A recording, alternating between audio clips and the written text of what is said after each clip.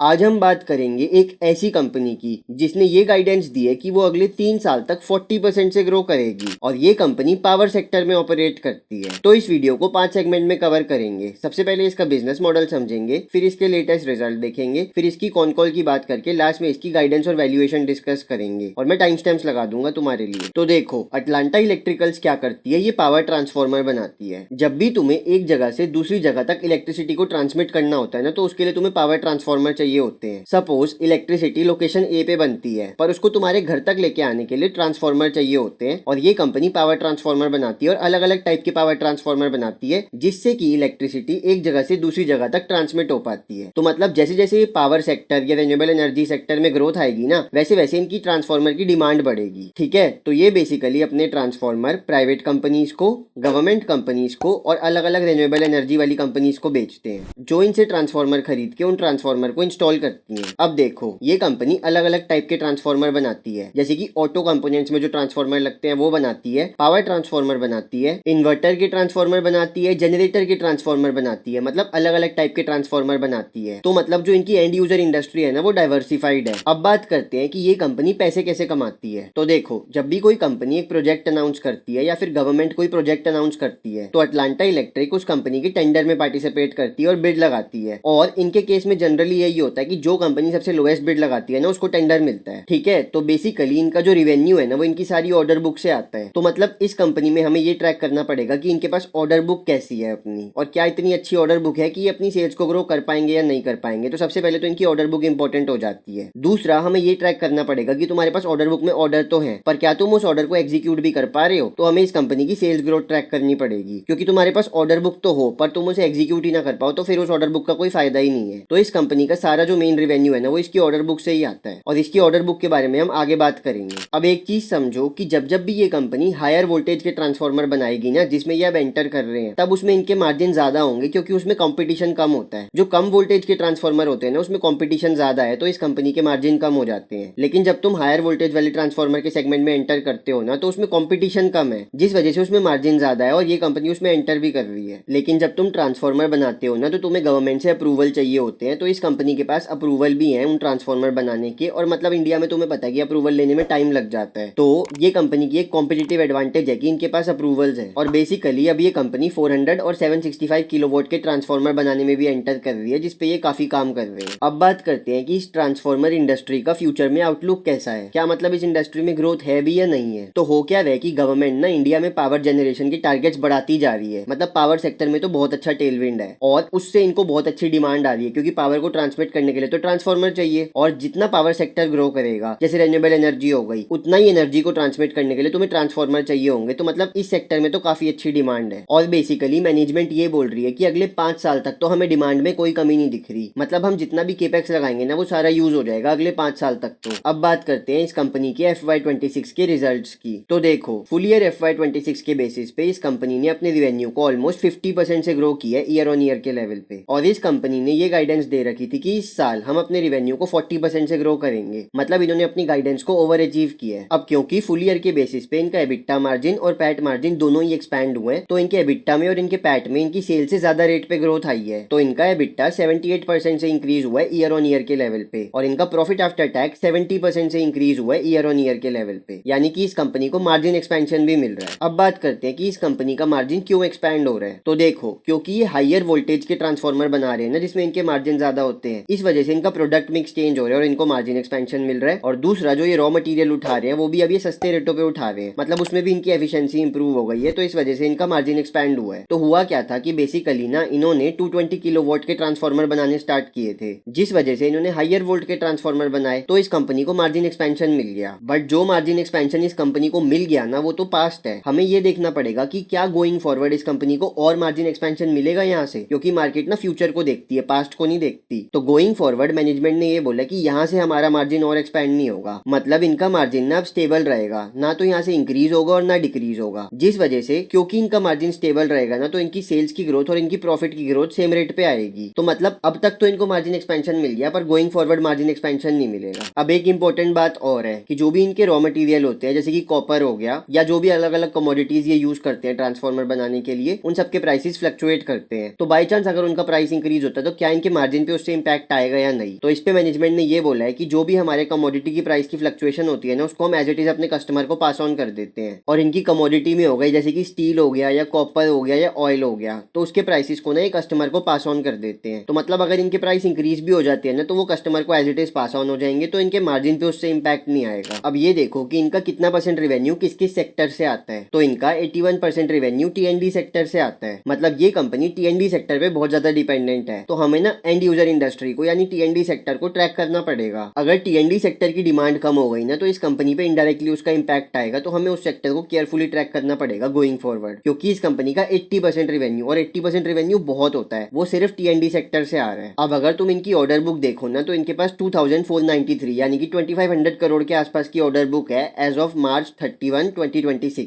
But अब important बात यह है कि जो इनकी ऑर्डर बुक है ना, इसमें जो इनके हाई वोल्टेज वाले ट्रांसफॉर्मर हैं, जैसे कि 220 किलोवाट के ट्रांसफॉर्मर हो गए या एक्स्ट्रा हाई वोल्टेज वाले ट्रांसफॉर्मर है ना, उससे ज्यादा ऑर्डर आ रखे हैं। और इनके हाई वोल्टेज वाले ट्रांसफॉर्मर में इनके मार्जिन ज्यादा होते हैं, ये बात मैंने तुम्हें बताई थी। तो मतलब ये कंपनी की ऑर्डर बुक की क्वालिटी इंप्रूव हो रही है। बट अब एक कंसर्न की बात ये भी है कि इनकी ऑर्डर बुक का ना 65 से 70% इनका स्टेट गवर्नमेंट से आता है, यानी कि वो गवर्नमेंट बैक्ड ऑर्डर बुक है 65 से 70%। और जब भी तुम गवर्नमेंट के साथ डील करते हो तो उसके अंदर ना वर्किंग कैपिटल की दिक्कत ही रहती है, मतलब रिसीवेबल्स हाई रहते हैं। और इनकी ऑर्डर बुक का 65 से 70% स्टेट यूटिलिटी से ही आ रहा है, यानी कि गवर्नमेंट से ही आ रहा है। और मैनेजमेंट ये बोल रही है कि गोइंग फॉरवर्ड भी ना हमारी ऑर्डर बुक का 60 से 75% गवर्नमेंट से ही आएगा। मतलब ये रेशो मेंटेन रहेगी, यानी कि सिर्फ 20 से 25% ऑर्डर बुक इनकी प्राइवेट प्लेयर से आती है। बट चाहे इनका ऑर्डर गवर्नमेंट से आए या फिर प्राइवेट प्लेयर से आए, दोनों के दोनों केस में ना इनके जो सारे ऑर्डर्स हैं उनकी price volatility as it is pass on कर देते हैं। मतलब जो भी कमोडिटी का प्राइस चेंज होता है ना, उसको ये एज इट इज अपने कस्टमर को पास ऑन कर देते हैं। तो इनकी सारी ऑर्डर बुक प्राइस के वेरिएशन के साथ लिंक्ड है। मतलब ऐसा नहीं है कि फिक्स्ड प्राइस की ऑर्डर बुक है, वो प्राइस वेरी करेगा उस टाइम पे जो भी इनकी कमोडिटी का प्राइस होगा उसके हिसाब से। और ये कंपनी ये बोल रही है कि इस ऑर्डर बुक का 80 से 85% हम इसी साल एग्जीक्यूट कर देंगे, और जो भी इस साल ये अपनी ऑर्डर बुक में हायर किलोवाट के ऑर्डर्स लेंगे ना, उसको ये अगले साल एग्जीक्यूट करेंगे। तो मतलब बेसिकली मैनेजमेंट ने एक बाइफर्केशन दी है। उन्होंने ये बताया है कि जितने भी हम ट्रांसफॉर्मर बनाते हैं ना 220 किलोवाट के या उससे नीचे नीचे के, उसकी ऑर्डर बुक को तो हम 12 से 18 मंथ्स में एग्जीक्यूट कर देते हैं। और जो हम 400 किलोवाट या उससे ऊपर के ट्रांसफॉर्मर बनाते हैं ना, उसकी एग्जीक्यूशन में हमें थोड़ा ज्यादा टाइम लगता है। पर इस साल इनके पास इतने 400 किलोवाट के ट्रांसफॉर्मर के ऑर्डर है ही नहीं। तो ये क्या करेंगे, 80 से 85% ऑर्डर बुक को इसी साल एग्जीक्यूट कर देंगे। अब इस क्वार्टर में ये क्या कर रहे हैं कि ये कंपनी हाई वोल्टेज वाले ट्रांसफॉर्मर के सेगमेंट में एंटर कर रही है। जैसे कि ये 400 किलोवाट और 765 किलोवाट के दो ट्रांसफॉर्मर का प्रोटोटाइप बना रहे हैं इस क्वार्टर में, जिसके लिए इन्होंने केपेक्स भी किया था। ठीक है, तो बेसिकली इन्होंने दो प्लांट बनाए हैं। एक तो वडोड में बनाया है जिसमें ये 400 किलोवाट का ट्रांसफॉर्मर बनाएंगे, और दूसरा प्लांट इन्होंने ट्राफो में बनाया है। तुम जगह का नाम या प्लांट का नाम छोड़ो, बस बेसिकली दूसरे प्लांट में ये 765 किलोवाट का ट्रांसफॉर्मर बनाएंगे। और इन दोनों ट्रांसफॉर्मर का ये पहले प्रोटोटाइप बनाएंगे, फिर क्या करेंगे, उस ट्रांसफॉर्मर को वैलिडेट करेंगे, उसका अप्रूवल लेंगे और बेसिकली उसके बाद उसको स्केल करेंगे। और बेसिकली ये हाई वोल्टेज वाले ट्रांसफॉर्मर में घुस क्यों रहे हैं, ये इसलिए घुस रहे हैं क्योंकि इसमें इनके मार्जिन ज्यादा होते हैं, तो इससे इनका मार्जिन इंप्रूव हो सकता है। और मैनेजमेंट ने ये बताया कि 400 किलोवाट और 765 किलोवाट के ट्रांसफॉर्मर में ना, जो ये अभी ट्रांसफॉर्मर बनाते हैं 220 किलोवाट के, उससे 2% ज्यादा मार्जिन होता है। तो मतलब ये कंपनी हायर वोल्टेज वाले ट्रांसफॉर्मर में शिफ्ट कर रही है ताकि इनका मार्जिन इंप्रूव हो पाए। और बेसिकली इस साल Q2 में इनको 400 किलोवाट के ट्रांसफॉर्मर का अप्रूवल भी मिल जाएगा। और उसके बाद ये क्या करेंगे कि 400 किलोवाट के ट्रांसफॉर्मर बना के मतलब उसको स्केल करेंगे पहले। और गोइंग फॉरवर्ड इनका ये टारगेट है कि हम 765 किलोवाट के ट्रांसफॉर्मर का प्रोटोटाइप बनाएंगे, उसका अप्रूवल लेंगे और उसको भी स्केल करेंगे। और इनके पास इस साल जो भी 765 किलोवाट के ट्रांसफॉर्मर के ऑर्डर आएंगे ना, उसको ये अगले साल एग्जीक्यूट करेंगे। तो मतलब ये हाई वोल्टेज वाले ट्रांसफॉर्मर के सेगमेंट में एंटर कर रहे हैं ताकि इनका मार्जिन इंप्रूव हो पाए। पर मैनेजमेंट ने यही गाइडेंस दी है कि हमारे मार्जिन यहाँ से स्टेबल रहेंगे, मतलब यहाँ से ना तो इंप्रूव होंगे और ना डिक्रीज होंगे। तो ऑल्दो ये हायर वोल्टेज वाले ट्रांसफॉर्मर में एंटर तो कर रहे हैं, पर इन्होंने ये गाइडेंस दे रखी है कि हमारे मार्जिन इंप्रूव नहीं होंगे यहाँ से। और एक्सपोर्ट पे मैनेजमेंट ने ये बोला है, और बेसिकली इनका ये टारगेट है कि ये अपने एक्सपोर्ट के रिवेन्यू को बढ़ा के अगले 3 साल में 15% तक ले जाएंगे, यानी कि इनके टोटल रिवेन्यू का 15% इनके एक्सपोर्ट से ही आया करेगा अगले 3 साल के अंदर। ये इनका टारगेट है बेसिकली, क्योंकि एक्सपोर्ट में ना थोड़े ज्यादा मार्जिन होते हैं। मतलब जब तुम इंडिया के बाहर कोई चीज सेल करते हो ना, उसको महंगा सेल कर पाते हो रेदर देन कि जब तुम उसे इंडिया में सेल करो। अब बात करते हैं कि इस कंपनी का FY27 में क्या विजन है। सबसे पहले तो मैंने तुम्हें बता दिया कि ये कंपनी 400 किलोवाट और 765 किलोवाट के ट्रांसफॉर्मर के प्रोटोटाइप बनाएगी, उसका अप्रूवल लेगी और फिर उसके ऑर्डर्स लेगी। और बेसिकली ये हाई वोल्टेज वाले ट्रांसफॉर्मर में एंटर कर रहे हैं। दूसरा, ये अपना एक्सपोर्ट बढ़ाने पे फोकस कर रहे हैं। तीसरा, ये FY27 में अपना बैकवर्ड इंटीग्रेशन करने के लिए एक प्लांट भी लगा रहे हैं। इससे क्या होगा कि इनका सप्लाई चेन पे कंट्रोल आ जाएगा और बेसिकली इनके इनके प्रोडक्ट की क्वालिटी भी इंप्रूव हो जाएगी और कॉस्ट पे भी थोड़ा बहुत बेनिफिट आएगा, क्योंकि अभी बैकवर्ड इंटीग्रेशन का प्लांट भी लगा रहे हैं FY27 में। अब इससे पहले मैं ये बात करूं कि इस कंपनी की डेट की पोजीशन क्या है। अगर तुम्हें ये रिसर्च पसंद आ रही है ना, तो सबसे पहले इस वीडियो को लाइक कर दो, क्योंकि यूट्यूब तभी इंप्रेशन देता है यार, वरना यूट्यूब इंप्रेशन ही नहीं देता। तो सबसे पहले अभी के अभी इस वीडियो को लाइक कर दो। तो जितने भी इनके पास लॉन्ग टर्म डेट थे ना, वो तो इन्होंने अब फुल्ली रीपे कर दिए और इनकी डेट टू इक्विटी की रेशो भी इंप्रूव हो गई है। और बेसिकली इन्होंने अपना डेट रीपे कैसे किया, अब इस पे बात करते हैं। तो जो इन्होंने आईपीओ से पैसे उठाए थे ना, उससे रीपे कर दिया, और दूसरा जो ये कंपनी के पास खुद का कैश पड़ा हुआ था, यानी कि इंटरनल एक्रूवल्स पड़े हुए थे, उससे अपने डेट को रीपे कर दिया। तो गोइंग फॉरवर्ड इनकी इंटरेस्ट कॉस्ट यानी कि इनकी फाइनेंस कॉस्ट भी कम हो जाएगी। और इनफैक्ट इन्होंने अपने लॉन्ग टर्म डेट्स को तो फुल्ली रीपे कर दिया, तो लॉन्ग टर्म बोरोइंग की जो फाइनेंस कॉस्ट है वो तो खत्म ही हो जाएगी गोइंग फॉरवर्ड। अब बात करते हैं कि जो आईपीओ के पैसे इन्होंने उठाए थे उसको कैसे यूज किया है। तो उस पैसों से सबसे पहले तो इन्होंने अपना लोन को रीपे कर दिया, दूसरा उस पैसों को इन्होंने अपने वर्किंग कैपिटल के लिए भी यूज किया है, और थोड़ा बहुत आईपीओ का पैसा यानी कि 400 करोड़ इन्होंने आईपीओ से उठाए थे, उसमें से 5 करोड़ इनके पास अभी भी पड़ा हुआ है। और ये कंपनी कैश फ्लो के लेवल पे भी पॉजिटिव है, मतलब इनका पॉजिटिव ऑपरेटिंग कैश फ्लो है, और इस साल इन्होंने 184 करोड़ का cash flow from operations generate किया है। अब अगर तुम इनके वर्किंग कैपिटल डेज देखो ना, तो इस साल तो इनके वर्किंग कैपिटल डेज 64 डेज के अराउंड है। पर मैनेजमेंट ये बोल रही है कि जैसे जैसे हम हायर वोल्टेज के ट्रांसफार्मर बनाएंगे ना, तो हमें और वर्किंग कैपिटल चाहिए होगी। तो सबसे पहले जो भी ये कैश फ्लो जनरेट करेंगे ना अपने ऑपरेशन से, यानी कि जो भी इनका सीएफओ होगा, उस पैसे को ये अपनी वर्किंग कैपिटल में यूज करेंगे। और क्योंकि इनको और वर्किंग कैपिटल चाहिए होगी ना, तो इस वजह से इनकी वर्किंग कैपिटल साइकिल भी इंक्रीज हो जाएगी। तो ऑल्दो ये कंपनी हायर वोल्टेज वाले ट्रांसफार्मर में एंटर कर रही है और उसमें मार्जिन ज्यादा होते हैं, लेकिन इसका एक ड्रॉबैक यही है कि उसके लिए इनको वर्किंग कैपिटल ज्यादा चाहिए होगी, तो इनकी वर्किंग कैपिटल साइकिल इंक्रीज हो जाएगी। मतलब जो वर्किंग कैपिटल साइकिल इनकी अभी 64 डेज की है ना, वो इंक्रीज होकर 80 से 90 डेज के अराउंड आ जाएगी इनकी, जब ये हायर वोल्टेज वाले ट्रांसफार्मर में अगले साल एंटर करेंगे। तो मतलब ऑल्दो हायर वोल्टेज वाले ट्रांसफार्मर बना के तुम अपने मार्जिन तो इंक्रीज कर सकते हो, पर उस पर भी मैनेजमेंट ने ये गाइडेंस दी है कि हमारे मार्जिन यहाँ से स्टेबल रहेंगे और इंक्रीज नहीं होंगे। पर मैनेजमेंट ने ये तो बोला है कि हाई वोल्टेज वाले ट्रांसफार्मर में हमारे 2% ज्यादा मार्जिन होते हैं, तो हाई मार्जिन वाले ट्रांसफार्मर बना के तुम अपने मार्जिन तो इंक्रीज कर लोगे, पर तुम्हारी वर्किंग कैपिटल साइकिल भी साथ के साथ इंक्रीज होगी। पर ये चीज जरूरी भी है, अगर तुम्हें अपने मार्जिन इंक्रीज करने हैं तो तुम्हें इस चीज पे तो हिट लेना ही पड़ेगा। तो मतलब ये कंसर्न का साइन नहीं है, क्योंकि हम अपने बिजनेस को ग्रो करने के लिए अपनी वर्किंग कैपिटल साइकिल इंक्रीज कर रहे हैं। अब देखो, इनके पास टोटल 5 मैन्युफैक्चरिंग कैपेसिटी है ट्रांसफार्मर बनाने के लिए, जिसमें ये अलग अलग वोल्टेज के ट्रांसफार्मर बनाते हैं। तो टोटल इनके पास 63,000 के आसपास की कैपेसिटी है ट्रांसफार्मर बनाने की। अब इन 5 में से ना 2 फैसिलिटी इन्होंने इसी साल स्टार्ट करी है। जो इनकी वडोड की फैसिलिटी है, जिसको यूनिट 4 बोलते हैं, वो इन्होंने इस साल स्टार्ट करी है। और दूसरा जो इनकी अटलांटा टफरो वाली फैसिलिटी है ना, वो भी इन्होंने इसी साल स्टार्ट करी है, जिसको ये यूनिट 5 बोलते हैं। और इस साल जो इनकी वडोड वाली फैसिलिटी है, जो कि इनकी यूनिट 4 है, वो तो 7 मंथ्स चली है, और जो इनकी यूनिट 5 है, यानी कि जो इनकी टफरो वाली फैसिलिटी है, वो सिर्फ 3 मंथ्स चली है। जिस वजह से जब तुम इनकी इस साल की कैपेसिटी यूटिलाइजेशन देखोगे तो तुम्हें सिर्फ 43% दिखेगी, क्योंकि इनकी जो 2 नई कैपेसिटी इस साल ऐड हुई है, उसमें से एक कैपेसिटी तो 7 मंथ चली है और दूसरी कैपेसिटी 3 मंथ चली है। तो तुम्हें ऑल्दो दिख रहा है कि इनकी कैपेसिटी यूटिलाइजेशन कम है, लेकिन वो इसलिए कम है क्योंकि 2 नई कैपेसिटी ऐड हुई है इस साल। जो इनकी पुरानी 3 कैपेसिटी है ना, वो तो बहुत हायर यूटिलाइजेशन पे चली है, जिस वजह से इनको 2 नई कैपेसिटी ऐड करनी पड़ी, क्योंकि जो पुरानी 3 कैपेसिटी है वो अच्छी खासी यूटिलाइजेशन पे चल रही थी। तो मतलब इनका जो तुम्हें कैपेसिटी यूटिलाइजेशन का नंबर कम दिख रहा है ना, ये भी कंसर्न का साइन नहीं है। अब जो इनकी यूनिट 4 है ना, जो इनकी वडोड वाली कैपेसिटी है, उसके लिए इन्होंने क्या किया, इन्होंने एक बहुत अच्छी स्ट्रेटेजी बनाई। इन्होंने पहले से ही एडवांस में ऑर्डर ले लिए थे कि जैसे ये कैपेसिटी स्टार्ट होगी ना, तो इस कैपेसिटी को फंक्शनल कर देंगे, ताकि इससे ऑर्डर बना के हम प्रोसेस कर पाए। तो ऑर्डर्स एडवांस में ही प्रोक्योर कर लिए थे, और बेसिकली लास्ट के कुछ महीनों में इनकी कैपेसिटी कम यूटिलाइजेशन पे चली है, क्योंकि मिनरल ऑयल की शॉर्टेज आ गई थी ये वेस्ट एशिया क्राइसिस की वजह से। तो मतलब इस वजह से लास्ट के कुछ महीनों में इनकी कम यूटिलाइजेशन पे चली है कैपेसिटी, वरना बाकी तो इनका ठीक चल रहा था। अब इस साल ये 2 केपेक्स और कर रहे हैं। एक तो ये क्या कर रहे हैं, जो भी इन्वर्टर में ट्रांसफार्मर लगते हैं ना, उसके लिए एक प्लांट बना रहे हैं, और दूसरा ये बैकवर्ड इंटीग्रेशन कर रहे हैं ताकि इनका सप्लाई चेन पे कंट्रोल आ जाए। पर जो भी ये इस साल केपेक्स कर रहे हैं ना, वो सारा ये अपने इंटरनल एक्रूवल से फंड करेंगे, यानी कि कंपनी के पास जो भी कैश पड़ा हुआ है उसी से फंड करेंगे। और बेसिकली मैनेजमेंट ने ये बोला कि जो इन्होंने वडोड की कैपेसिटी लगाई है ना इस साल, तो वो 39% यूटिलाइजेशन पे चली है, पर FY27 में इनका ये टारगेट है कि उस कैपेसिटी को 65% यूटिलाइजेशन पे चलाएंगे ये, और FY28 में उसको 100% यूटिलाइजेशन तक ले जाएंगे। यानी कि ये उस यूनिट में अपनी कैपेसिटी यूटिलाइजेशन धीरे धीरे इंक्रीज करेंगे और FY28 तक तो फुल यूटिलाइजेशन पे चला देंगे उसको, क्योंकि मतलब डिमांड तो है ही ना इनके प्रोडक्ट की। तो बेसिकली इनको बस प्रोडक्ट मैन्युफैक्चर करके डिलीवर करना है। और जो भी ये इस साल केपेक्स कर रहे हैं ना बैकवर्ड इंटीग्रेशन के लिए, बेसिकली कंपनी ये बोल रही है कि इससे इनका मार्जिन तो इंप्रूव नहीं होगा, पर इनका उससे सप्लाई चेन पे कंट्रोल आ जाएगा, और मतलब इनके प्रोडक्ट्स की क्वालिटी को मेंटेन कर पाएंगे ये। और बेसिकली जो ये 400 किलोवाट और 765 किलोवाट के ट्रांसफार्मर बनाएंगे ना, तो उसके लिए इनको रिसर्च भी करनी पड़ेगी। तो मतलब बेसिकली उसकी रिसर्च और डेवलपमेंट में भी इनका पैसा खर्च मच होगा। और मैनेजमेंट ये बोल रही है कि एक बार हम 400 किलोवाट और 765 किलोवाट के ट्रांसफार्मर बना ले और उसको सेल कर ले, उसके बाद हम ये बता पाएंगे कि इससे कितने % मार्जिन इंप्रूव होंगे हमारे। मतलब एग्जैक्ट आइडिया तो उसके बाद ही मिलेगा। पर अभी जो ये हाई वोल्टेज वाले ट्रांसफार्मर बनाने पे खर्चा कर रहे हैं, मतलब इनकी रिसर्च एंड डेवलपमेंट में खर्चा लग रहा है, तो बेसिकली जो भी इनका मार्जिन इंक्रीज होगा ना, जो इनकी फैक्ट्री में इनको ऑपरेटिंग लेवरेज मिलेगी, या ये हाई वोल्टेज वाले ट्रांसफार्मर जो अभी सेल कर रहे हैं, वो सारा काउंटर हो जाएगा क्योंकि इनका रिसर्च एंड डेवलपमेंट में खर्चा लग रहा है। तो गोइंग फॉरवर्ड FY27 में तो मैनेजमेंट की यही गाइडेंस है कि हमारा मार्जिन स्टेबल रहेगा, मतलब यहाँ से ना तो इंक्रीज होगा और ना डिक्रीज होगा। अब इससे पहले मैं ये बात करूं कि इस कंपनी ने अपनी कॉन कॉल में अपने बिजनेस के फ्यूचर आउटलुक के बारे में क्या क्या बताया है। अगर तुम और ऐसे स्टॉक्स की डिटेल्ड एनालिसिस देखना चाहते हो तो सबसे पहले अभी के अभी इस चैनल को सब्सक्राइब कर दो। तो चलो अब इनकी कॉन कॉल पे चलते हैं। तो सबसे पहले तो कॉन कॉल में एनालिस्ट ने इनसे यही पूछा कि जो भी कमोडिटी की प्राइस फ्लक्चुएशन है उससे तुम्हारे मार्जिन पे इंपैक्ट आएगा या नहीं आएगा। और ये बात तो मैंने तुम्हें पहले ही बता दी कि जो भी कमोडिटी के प्राइसेस ऊपर नीचे होते हैं ये अपने कस्टमर्स को as it is pass on कर देते हैं। मतलब इनके कस्टमर्स के साथ जो इनका कॉन्ट्रैक्ट होता है ना, उसमें प्राइस वेरिएशन का क्लॉज होता है कि जो भी कमोडिटी के प्राइस ऊपर नीचे होंगे वो एज इट इज तुम्हें पास ऑन हो जाएंगे। तो मतलब उससे इनके मार्जिन पे तो कोई इंपैक्ट नहीं आता। जैसे जो अभी इनके पास ऑर्डर बुक भी है ना, उसमें 75% जो ऑर्डर है उसमें प्राइस वेरिएशन का क्लॉज है इनके पास कस्टमर के साथ। मतलब उसमें ये कमोडिटी के प्राइस इंक्रीज अपने कस्टमर को as it is pass on कर देंगे। और जो इनकी 25% ऑर्डर है वो फिक्स्ड कॉन्ट्रैक्ट पे है, मतलब उसमें ये प्राइस इंक्रीज पास ऑन नहीं कर पाएंगे। और बेसिकली जो भी इनकी कमोडिटी है ना, जैसे कि कॉपर हो गया, एल्यूमिनियम हो गया, क्रूड ऑयल हो गया, उन सबके प्राइसेस इंक्रीज ही हो रही है वेस्ट एशिया क्राइसिस की वजह से। तो मतलब बेसिकली इस कंपनी का यही फोकस रहता है कि ये प्राइस हाइक कर दे अपने कॉन्ट्रैक्ट्स में। और बेसिकली ये कंपनी क्या करती है कि इनके जो मेजोरिटी ऑर्डर्स हैं उसमें तो ये price increase as it is अपने कस्टमर को पास ऑन कर देती है। अब सबसे इंपॉर्टेंट टॉपिक पे बात करते हैं कि इस कंपनी ने ग्रो करने की क्या गाइडेंस दे रखी है। तो सबसे पहले तो इस कंपनी ने ये बोला है कि हम अगले 3 साल तक अपनी सेल्स को 40% CAGR के रेट से ग्रो करेंगे, जिसमें एक साल तो ये FY26 वाला हो गया जिसमें इन्होंने कहा था कि हम 40% से करेंगे और 48% से ग्रो करके दिखाया है। तो यानी कि FY27 और FY28 में, यानी कि अगले 2 साल तक ये कंपनी अपनी सेल्स को 40% CAGR के रेट से ग्रो करेगी। और अभी के लिए तो कंपनी ये बोल रही है कि FY27 में हमारा मार्जिन स्टेबल रहेगा, मतलब ना तो मार्जिन इंक्रीज होगा यहाँ से और ना डिक्रीज होगा, जिसकी वजह से FY27 में इनकी सेल्स और इनकी प्रॉफिट की ग्रोथ सेम रेट पे आएगी। तो यानी कि FY27 में इनकी सेल्स और इनका प्रॉफिट 40% के रेट से ग्रो कर सकता है ईयर ऑन ईयर के लेवल पे। बट मैनेजमेंट ये बोल रही है कि एक बार जब हम 400 किलोवाट और 765 किलोवाट के ट्रांसफार्मर बनाने चालू कर देंगे ना,